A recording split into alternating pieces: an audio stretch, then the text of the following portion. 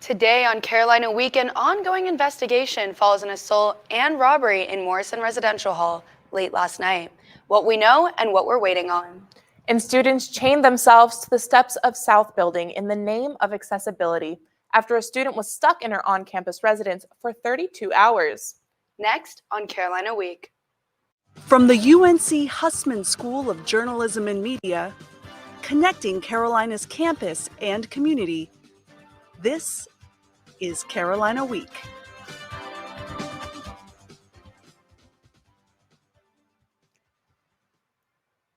Welcome to Carolina Week. I'm Ashna Shah. And I'm Kasi Asari. UNC police continue searching for a suspect after a crime alert late last night. According to police, a woman entered a student's room in Morrison Residence Hall around 8 p.m. and proceeded to assault and verbally threaten the student. The suspect is described as a Black woman with short hair, 3 nose piercings, and was reported as being 5'2". If you have any information, contact UNC police. Accessibility on campus has been a top issue for students at school this year. On Friday, protesters took matters into their own hands to raise awareness. Pete Villasamil tells us the story. UNC administrators faced an interruption in their morning routine late last week. The reason? 2 students chained by their arms blocking the entrance of South Hall to protest accessibility issues on campus. We wanted to demonstrate to them that this is no longer negotiable. Campus-wide co-presidents Megan Murphy and Laura Saavedra Forrero were glued to that spot for 32 hours. This action, for me, is a way of giving people,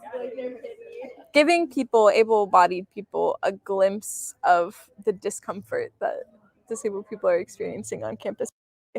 The protest comes 1 year after Saavedra Forrero was stuck in her dorm for 30 hours after an elevator malfunction prevented her from leaving the building.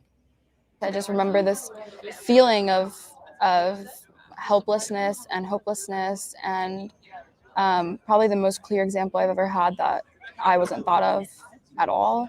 The organizers published a list of demands, including yearly elevator and escalator inspections and establishing tailored evacuation plans in inaccessible areas. Protesters are also demanding a greater commitment to being ADA compliant in classrooms and dorms. Among the sea of protesters outside of South Building was Chancellor Kevin Guskiewicz, who discussed some of the accessibility issues on campus with Murphy and Saavedra Forrero. Student body president Teddy Van was also present at the protest, standing in support. This action is out of desperation. If we listen to them in this desperation and all of the work that they're doing through all of the stress and turmoil to communicate to us what they need, we'll be able to see things be better. Even as accessibility issues persist on campus, Saavedra Forrero is hopeful that one day there will be a Carolina that's accessible for all. I know that I probably won't see a lot of the changes in my time here, but I refuse to see another Carolina Tar Heel have to go through what I went through. And so I'm willing to do what it takes now in hopes that no one else will have to, and that one day Carolina can feel home to disabled students. In Chapel Hill, I'm Pete Villasamil, Carolina Week. Last week, the UNC Board of Governors adopted a policy barring schools from asking prospective students and employee candidates about their political beliefs. The board approved the policy by a unanimous vote and comes shortly after NC State University removed a question about diversity from their undergraduate application. Before this, no schools in the UNC system had a question banned. The UNC undergraduate application asks students to describe an aspect of their identity and how it has shaped their life, but answering the question is now optional. UNC will host the University Studying Slavery Conference for the first time. The conference takes place March 15th through the 18th. The free event is open to the public for all to participate in conversations surrounding the legacy of slavery. If you are interested in attending, registration closes Friday. Visit this story on our website for the registration link. Opioid overdose deaths increased by 22% according to a new report from the North Carolina Department of Health and Human Services. Here to tell us more about the report and show how to respond to an opioid overdose is CW reporter Kelly Kendall. Hi, Kasia. Yeah, the findings from this report are pretty concerning.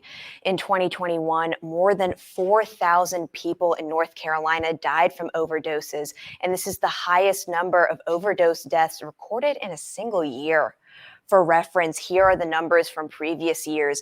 This is 2021. In 2020, nearly 3,300 opioid-related deaths, and in the year before that, a stark contrast, about 1,000 less. So we've definitely seen an increase, and according to the health department, the main culprit is fentanyl, which was likely involved in almost 80% of all opioid overdose deaths. Now, today, here with me in the studio is Tessa Busher and Kurti Patel. They have joined us here today in the studio to show us how to respond to a medical emergency involving opioids. They are from Campus EMS, and they are both emergency medical technicians. They're going to be showing us how to check if someone is having an overdose and how to administer the life-saving drug Narcan.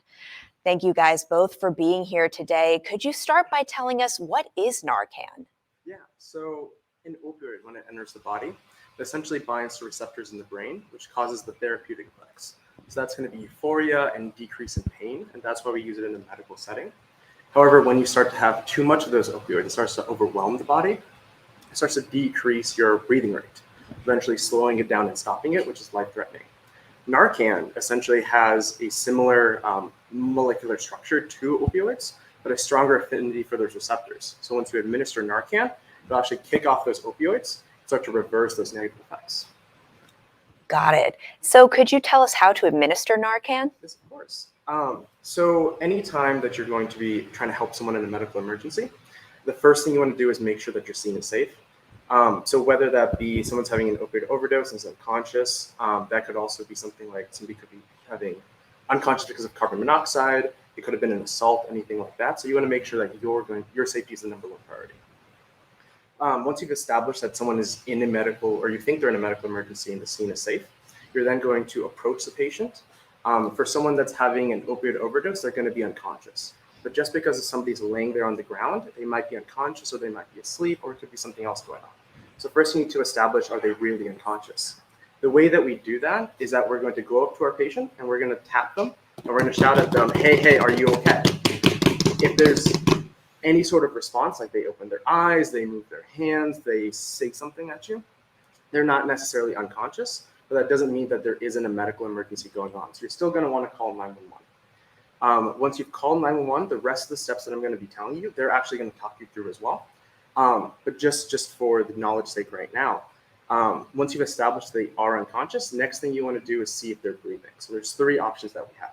They're either not breathing, in which case they're in cardiac arrest, and instead of using Narcan, we're actually going to be doing CPR and using an AED. If they're breathing normally, there's not much that we can actually do. So we're just going to wait on scene until 911 responders come and kind of take over patient care. The third case is when we can actually use Narcan. It's that they are breathing, but they're breathing really, really slow. And I'm going to explain how to use it. If you're unsure whether or not they're breathing slowly or whether they're breathing normally, it's better to use Narcan because there's minimal to no side effects. So to actually use Narcan, there is a three-letter mnemonic, PPP, which is peel, place, and press. So the first thing you're going to do is peel open the Narcan. You're going to place it inside of one of their nose, and then you're going to press the plunger, and it's going to administer that Narcan. So make sure that you press it down hard and quickly, because essentially it's taking a liquid and making it into a mist that can be quickly absorbed by the body. Once it enters the body, hopefully, if it is an opioid overdose, it's going to start to reverse those negative effects. Narcan can be picked up anonymously, free of charge, and without a prescription at the Student Stores Pharmacy and Campus Health Pharmacy. Tessa, Kurti, thank you so much for being with us today. Thank you for having us. As talks of campus safety continue to dominate here at UNC, you may have noticed a new QR code in classrooms around campus. After experiencing a false alarm in 2015, one professor collaborated with faculty and Carolina safety partners to create a QR code found on faculty desks. To access these resources, scan the code, which will take you to the Carolina Ready Faculty Classroom Preparedness site, filled with training videos and guides to prepare the classroom, like locking doors and access to the Employee Action Plan. Hey, Kasia, are you any good at Clue? Honestly, I've never played it before, but I'm pretty good at sleuthing around on Instagram. Well, now you can test out those detective skills without the physical board game, with live action Clue returning to Wilson Library later this month. Players work in teams to solve the classic whodunit mystery, searching the library for clues and interrogating suspects. This live action version started in 2012, but was put on hold during the COVID-19 pandemic. Allison Barnett organizes the games, which students both can enjoy and staff as well. Been really excited to get into it again. We get just as excited about it as the students do. And then when we start to see the students get excited, we get 10 times more excited. Live action Clue returns on March 29th at 5:30 p.m. in Wilson Library. Register now at clue.unc.edu. So we know UNC has long been nicknamed the University of National Champions, but it's not just for athletics anymore. UNC junior Stephanie Pearson appeared on the show Jeopardy last week for a high school reunion tournament. She first appeared on the show when she was in high school. Pearson's win on Wednesday's show secured her spot in the semifinals. The winner of the contest will walk away with $100,000 and a spot on the show's annual Tournament of Champions. We'll be on the lookout for her next appearance. Kasia, that's the competitive spirit combined with random trivia knowledge that characterizes a typical UNC student. Yeah, I'm just notoriously bad at trivia, so I really can't relate. Next on Carolina Week, the medical marijuana bill passed one of two votes in the state Senate yesterday, and a new federal report gives us insight on where COVID really came from. Stay tuned. I'm an ex-drug dealer, and I'll be your sub today.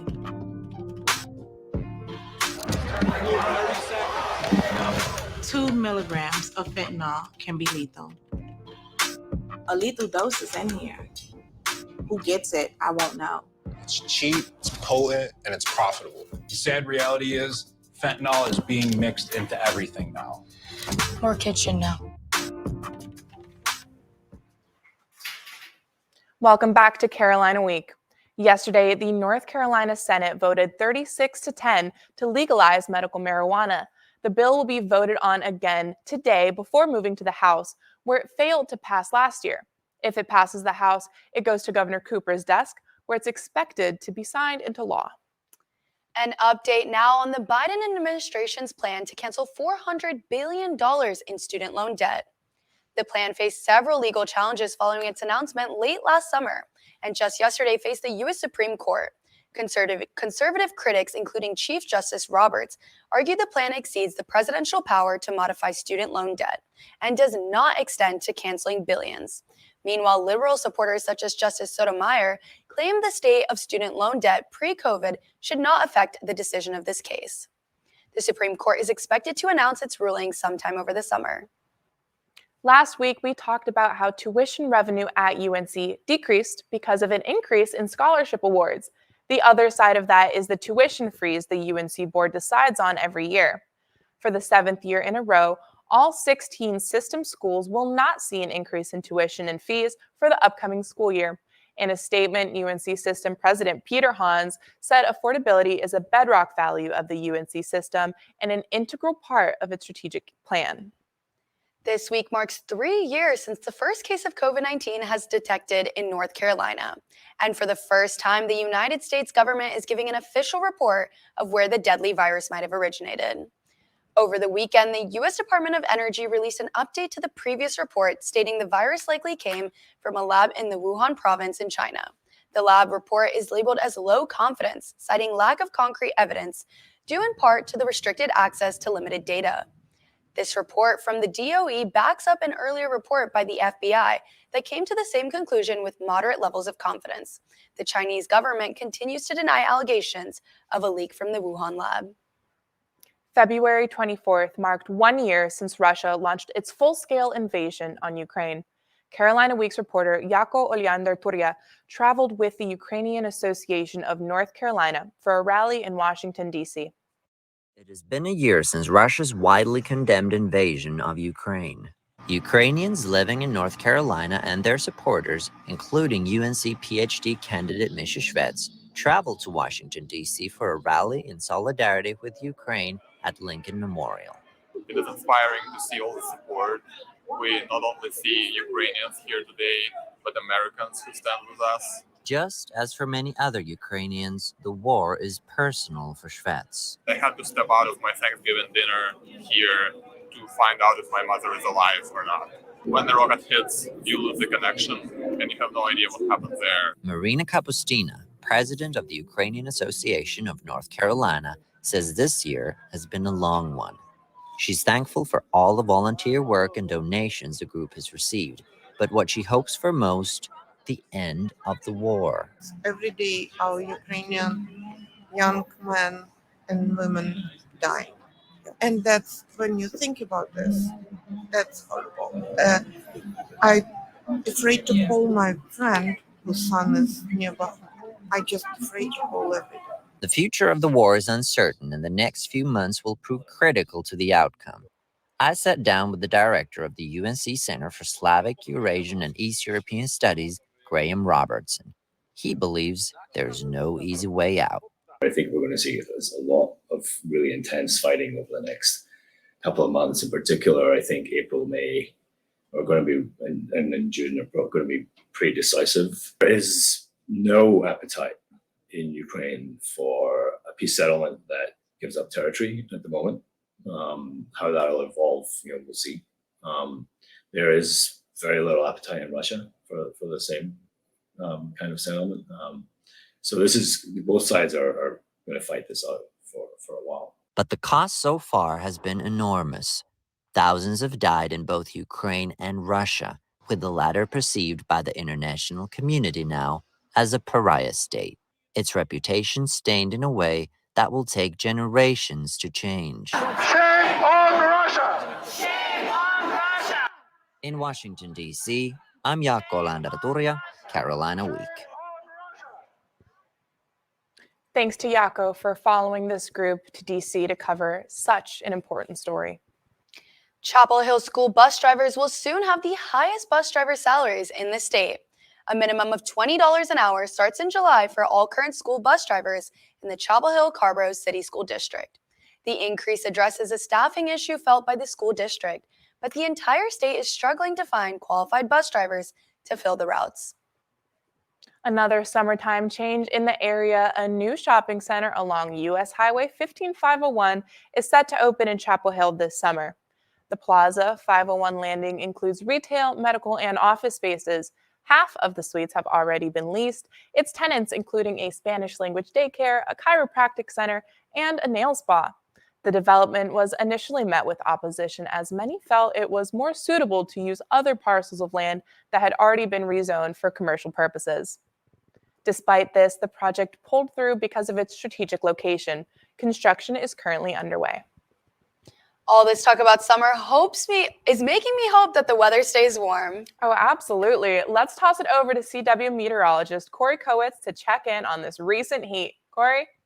Yeah, absolutely, guys. The heat is going to stay, and that's why I thought I'd be wearing a little pink today to represent kind of the springtime temperatures that we've been seeing here. You can see this map is looking really, really good for us. Very warm. We did have a slight alteration this morning in the forecast, making it a little bit cooler because of the increase in cloud cover. So it's going to be more in the low 70s. We look at the temperature map, and it's going to be a great day to be out and about, guys. We took a look at here, class by class, into the high 60s by 12 p.m. and the mid 70s by 3, maybe a little bit lower again because the increased cloud cover we're expected to see as of this morning. And 6 o'clock here, going to be in the high 60s. However, we do have a rain system moving in tonight and into tomorrow morning, guys. Let's break it down here with this map. It's really two systems here. The first system that's going to affect us tomorrow night into tomorrow morning is going to be right here. The system cuts off right around here by the eastern Tennessee, Alabama, Georgia here. You can see the rain capsuling the Carolinas. Maybe a rumble thunder you can see with that red here. So it'll be not a ton of rain, but enough to dampen your morning. The rain chances don't stop there as we have a possible severe weather event on tap for your Friday. Again, let's break it down here. We have a circle here, which represents 15% chance of severe weather. We're right outside of that, so probably a rumble of thunder possible Friday, as we could have a squall line of thunderstorms come about here, but right on the edge of that severe threat. And overall, we're going to see some pretty impressive rainfall totals here in the Carolinas. We're right on the edge of the 1-inch mark with those light blues here, represented by that red circle. So we're going to see a good amount of rain here over the next couple of days. Not a huge flooding event, but maybe you get some of that heavy rain in a short period of time. Could see some puddling and maybe some slight flash flooding here, especially on Friday. But you'll see that the rain won't continue as we have a mixed bag of weather this week. Today being a beautiful day, some cloud cover in the low to mid 70s. The rain gets introduced tomorrow night and tomorrow morning. Again, remaining nice temperature-wise. And for your Friday, we have that severe threat possible with a rain in the morning Friday, transitioning to a possible severe threat with a squall line coming through. Please check your forecast as it gets updated. Clearing out for your big game day on Saturday against Duke. Big game to determine if we can get into the tournament. If we win, we have a shot. A little bit cooler. And on Sunday, we can see it is going to be nice, a little bit of clouds, and it's going to be 64 degrees. So a lot of springtime temperature, guys. That means some pollen. I'll be breaking down some pollen next time on Carolina Week for you guys. Back to you. Thanks, Corey. I mean, that's a mixed bag, right? It's going to be warm. It's going to be rainy. It's the best of both worlds, but that's all right. Maybe hearing from some sports extra after the break will cheer me up a little bit. Stay tuned. Last week, Brandon met a girl on a dating app. One day after work, he finally found the courage to ask her out. No answer. He started to panic. Was he being too pushy? Maybe it was too... Hey, sorry I didn't respond. I was driving. I would love to go on a date. How does tonight sound? Brandon tried to play it cool, but inside he knew a girl so smart, so responsible. She must be a keeper. From the Dean Dome to the big screens, you might have seen our very own Armando Bacot if you binged this new season of Outer Banks this weekend. Bacot makes a cameo in episode 8 of season 3, right around the 14-minute mark. During his few minutes of fame, he plays the role of a bodyguard named Mondo and has one line, money. And you can't talk about Armando without bringing up Carolina basketball. Besides the Battle of the Blues this weekend, let's see what Sports Extra anchor Olivia Mundorf has for us today. Olivia? Thanks, Ashna. In a must-win game for Hubert Davis and company, the Tar Heels headed to Tallahassee to take on the Florida State Seminoles Monday night. UNC pulled out all the stops to keep their tournament hopes alive and took an early lead with this three-pointer from Leaky Black. The biggest stat of the night goes to three-point shooting, something the Tar Heels have struggled with this season. UNC was 14 for 23 from beyond the arc, the third best percentage in school history. Despite a second-half comeback by the Noles, late-game scores from Caleb Love and Leaky Black helped keep the dream alive as the Tar Heels roll past the Seminoles, 77-66. After a come-from-behind win against Duke, the UNC women's basketball team is gearing up for ACC tournament. With the hard-fought victory, the Heels improved to 11-7 in ACC play. Carolina is the number 7 seed for the tournament, which will begin later today in Greensboro. UNC's first game will be tomorrow at noon in the second round against the winner of Game 2, Clemson or Pitt. The Diamond Heels brought the power Tuesday afternoon in Boshamer Stadium against the VCU Rams. Tomas Frick came ready to play, getting the Tar Heels on the board, hitting a round tripper in the second inning. Alberto Osuna followed right behind, sending a blast to left center field for back-to-back home runs. Frick proved his strength today, hitting his second home run, scoring Casey Cook and Matt Horvath in the third. And the Heels didn't slow down. Vance Honeycutt sent one flying, putting the Heels up 6-2. With 2 outs in the 6th, Horvath showed his offensive capabilities for the Heels, hitting a 3-run homer in the 6th. Matthew Matthias finished it out for the Heels with a 10-4 win over the Rams. I think it's just hard work that I put in this fall, working back there with Coach Weirs and everything, just sticking to my routine and also getting stronger in the gym. I feel like I'm in the best shape of my life right now, so definitely those things. The Heels offense got it going yesterday and will try to continue this surge tonight in Game 2 against VCU. UNC will look for center fielder Vance Honeycutt, catcher Tomas Frick, and third baseman Matt Horvath to swing big, as each had 2 homers in last night's affair. After slipping in the polls post back-to-back ECU losses, UNC will look to make it back-to-back to regain its footing at 4 p.m. UNC softball took to Anderson Stadium for a home game against Winthrop. After going down a run in the top of the first, with 3 ducks on the pond with 2 outs, Alex Brown struck this ball to score all 3 off a double in the first inning. After only 1 run in the third, the Heels drove in 3 runs in the bottom of the 5th. including this Carly Myrtle ball hit down the left field line, leading to an RBI double, putting the Heels up and out of reach ahead by 6. A fly ball to deep left field ended the game as the Heels walked away with this one 7-1. I feel like we had really good energy on the field, and like we talked a lot more than we did this past weekend, and I think that helped us a lot. And I think the dugout was just a lot more like energetic. They were always in the game. I think we just kicked it up a notch. Everybody was locked in. Everybody was having a lot of fun too. I think that was the difference. And everybody was super into it. Lots of energy. I feel like there's something different tonight that we needed to win this game.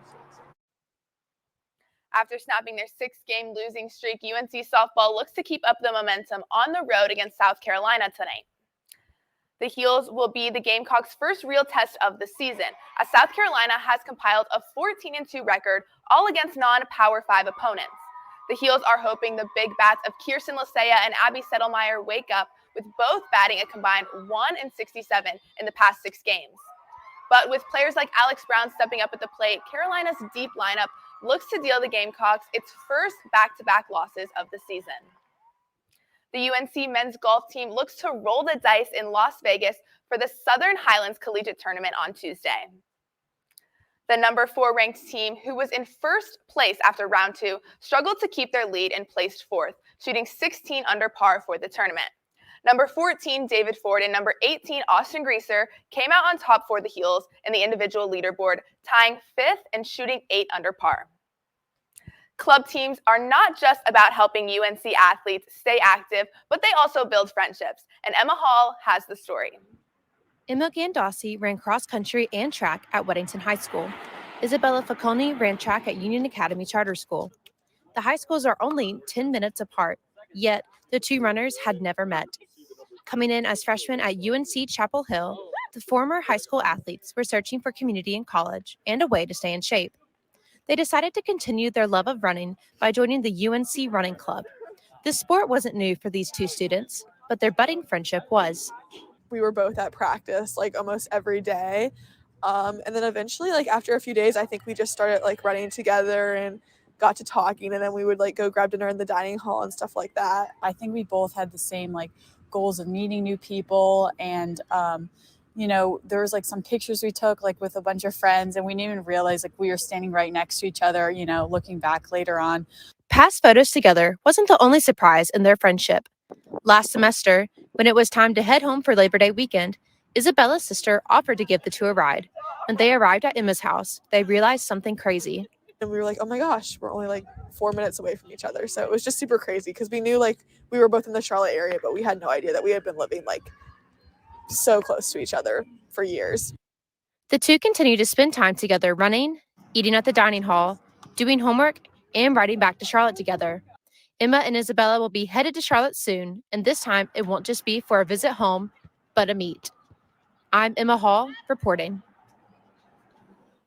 There is a big game against the team from a few miles down the road on Saturday, and Sports Extra will be back on Friday for a full preview of that Duke matchup. But first, our documentary, Play Today, recapping the 2022 field hockey team's undefeated run to the national championship, premieres tomorrow night.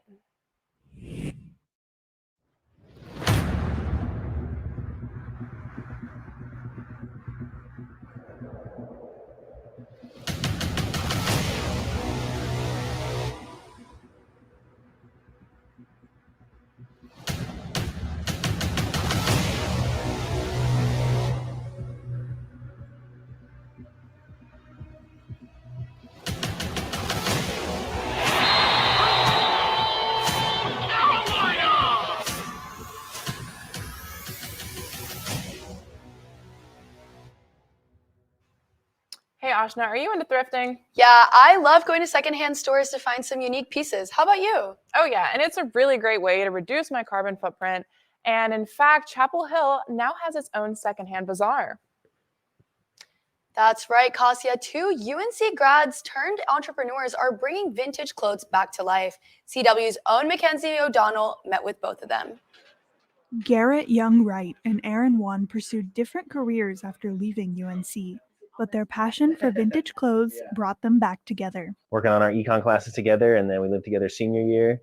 and discovered this interest in fashion and secondhand clothing. The COVID-19 pandemic sparked an explosion in the online vintage clothing scene. Young, Wright, and Juan quit their jobs in retail and finance to start Secondhand Concession Stand, an online marketplace for t-shirts and hoodies with 90s and 2000s iconography. Once COVID hit, it was kind of, we knew it was time to get started. We had our own collections that were, rare tees, and we saw them, triple in price. So we were selling on Instagram, selling on our website. But when COVID slowed down a little bit is when we started getting into the pop-up markets. Now, they are the organizers of North Carolina's largest vintage clothing market, the Vintage Bazaar. After a successful first run, the bazaar returned to the Raleigh Convention Center last week for its second year. Walking in, you are transported back in time. The air is thick with nostalgia as patrons browse through racks of vintage ball caps, ornate knitwear, and band t-shirts. I've never seen so many clothes in one place before, so it's really exciting. It's a lot to look through, but it's awesome. Most of the time I go to markets where I'm one of the only vintage sellers, and it's just so amazing to be in a place where everyone's appreciating the vintage, here for a deal, just feel an overwhelming sense of community. The Vintage Bazaar is just the beginning. Young, Wright, and Juan are testing out their first in-person shop at Boxyard RTP on a short lease, so be on the lookout. In Raleigh, I'm Mackenzie O'Donnell, Carolina Week. It's always great to see Tar Heels making their mark after their time at Carolina. Absolutely. Let's make sure to head over soon to see what that's all about. Yeah, for sure. Let's do it. Thanks for tuning in to this week's edition of Carolina Week. We'll see you next week.